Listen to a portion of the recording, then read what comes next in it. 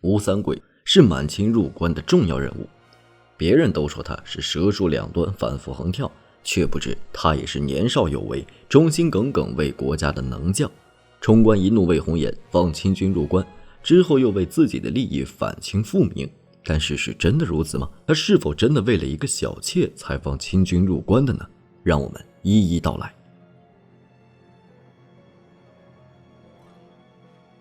吴三桂，字长伯，辽东广宁前屯卫中后所人，今天辽宁绥中县，明末清初叱咤风云的人物。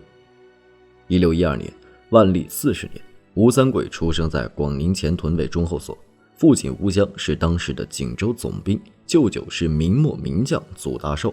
本来吴祖两家没关系的，明廷后期将在广宁之战失败的熊延弼和王化贞斩首。吴襄作为锦州总兵，那是立刻想到自己万一吃了败仗的后果，他就想找个大树攀上。吴襄后来就娶了祖大寿的妹妹。当时吴三桂的生母已经死了，祖家是辽西的名门望族，这让吴襄顺利攀上了。吴家以后也就有了依靠。吴三桂也在父亲和舅舅的影响下，习文练武，不到20岁就考中武举，开始跟着父亲和舅舅上战场。崇祯2年14之变，满清皇太极亲率大军越过明朝边境的宁锦防线，从蒙古向北京进发。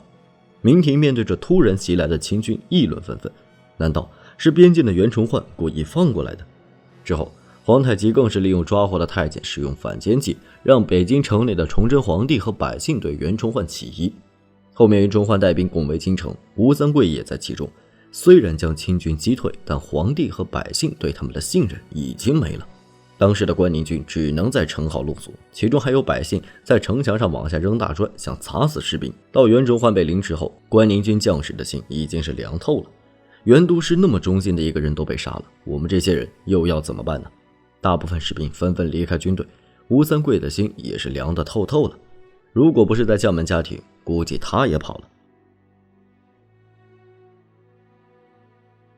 崇祯12年，27岁的吴三桂被朝廷升为宁远团练总兵。吴三桂在升任总兵后也是尽职尽责，在与清军的交战中奋力拼杀，双方打得有来有回。明朝也是将希望放在了吴三桂身上，对吴三桂委以重任。他们是万万没有想到，放清军入关的是吴三桂。都说吴三桂是因为李自成把他爹吴襄打了，又把他心爱的陈圆圆给抢了，吴三桂才放清军入关打李自成的。但是吴三桂自己对当时的局势已经看透了，明朝已经保不住了，要想保住自己的荣华富贵，就要提前找好下家。在崇祯16年，吴三桂就通过已经投降满清的舅舅祖大寿，向皇太极表明自己的想法。皇太极也是回讯劝吴三桂投降。此时的吴三桂还在犹豫中，到底是投降满清还是投降李自成。在同年春天，吴三桂在驰援京城的路上磨磨唧唧的，等吴三桂到京城的时候，清军已经被提前来的其他军队击退。吴三桂这么做就是想给自己以后投降满清留条后路。而清军从京城退兵后，绕过吴三桂的宁远，打下多座城市，使得吴三桂的宁远成了一座孤城，明军就只能死守山海关。之后李自成攻入北京，崇祯帝自缢，吴三桂的最大依靠没了，他就开始试探各方势力，买东西还要看哪家便宜，吴三桂肯定想看哪边对自己更好一点。李自成也多次招降吴三桂，吴三桂也动了想投降李自成的念头。后来李自成把吴襄给打了，李自成手下还把吴三桂最爱的陈圆圆给霸占了，同时以吴家人的性命为要挟，逼迫吴三桂投降自己。吴三桂没办法，只能答应李自成。同时为了防止李自成有诈，吴三桂又以各种好处向多尔衮求助，想趁机干掉李自成。同年4月30号，李自成带着6万多军队去了山海关。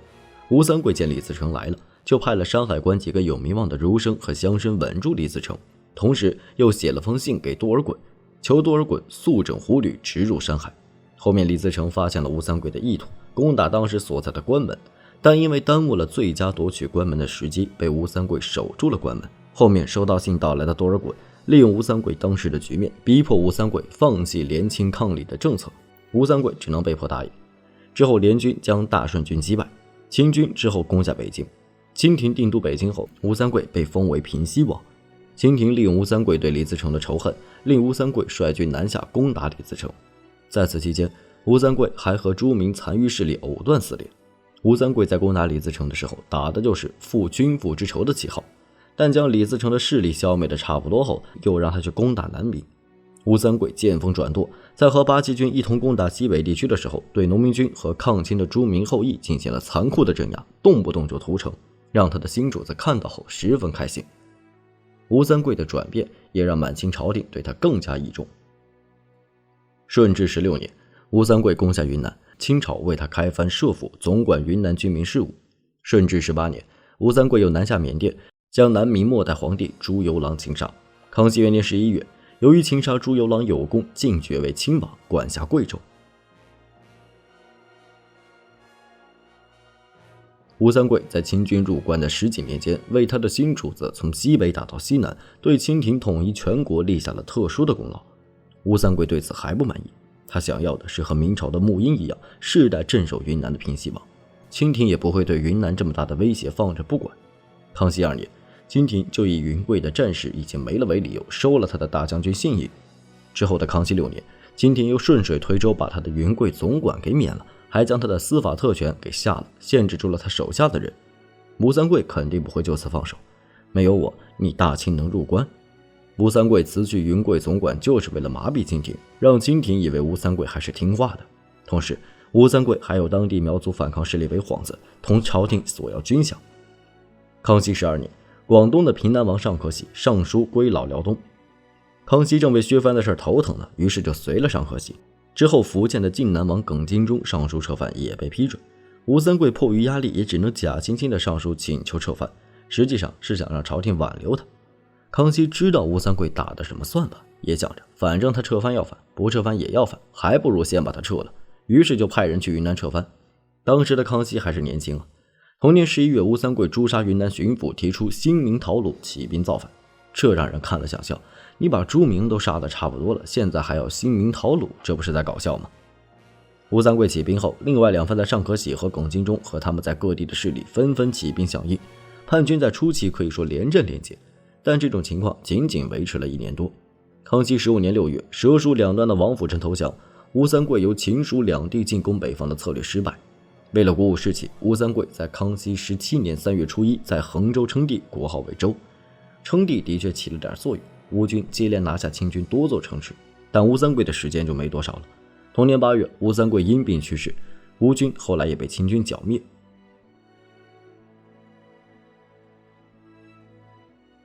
吴三桂讲完了，我们回到开头说的那个问题，他是否真的是为了陈圆圆才放清军入关的？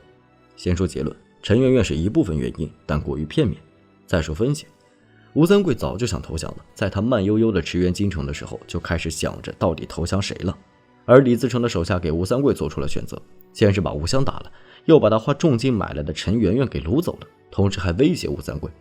吴三桂在这儿就看出来了，李自成这人不行，不能处。我这还不是你的人，你都不好好对我和我家人，我要是降了你，等我被利用完了，就会被过河拆桥。于是他就想套路多尔衮，让多尔衮和他一起打李自成，自己好混个联清诛贼的名声。但没想到被多尔衮看穿，他就只能为了自己的身家性命和荣华富贵投降满清，后面更是为了让他的新主子一统天下，大肆杀戮义军，后面又造反，还不是因为没能得到和沐英一样的待遇，没有为子孙守住云南，再加上清廷一直削弱他的势力，他本该拥有的权力和财富要没了，他才要造反。如此看来，所谓的冲冠一怒为红颜，只是有些人对美好爱情的幻想。吴三桂的所作所为看着像是形势所迫，逼不得已，但实际上只是为了自己的权力和财富罢了。那么大家对吴三桂有什么看法呢？欢迎在下面的评论区留言。好了，今天的视频就到这里，想了解更多记得点个关注，下期视频我们不见不散。